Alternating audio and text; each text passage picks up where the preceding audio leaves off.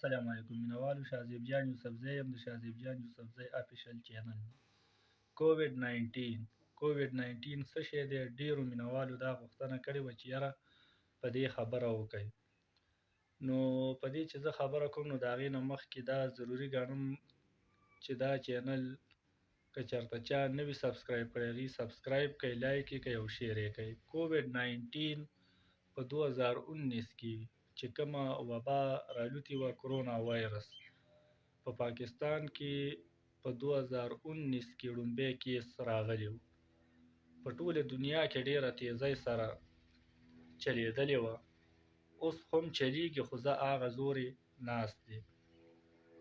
نو کووډ 19 په پاکستان کې ډیر خلک ځپلي و، ډیرو خلکو د ژوند نه لاس وینځلي و، ډیر خلک پکې اوس هم مبتلا دي. اوس هم شته کیسونه، اوس هم ډیر دي د کرونا وایرس په پاکستان کې، خو زه هغسې نه دي کمی کړی دی. دا هم په موږ د الله تعالی ډیر رحم دی چې یاره دې کمی وکړو.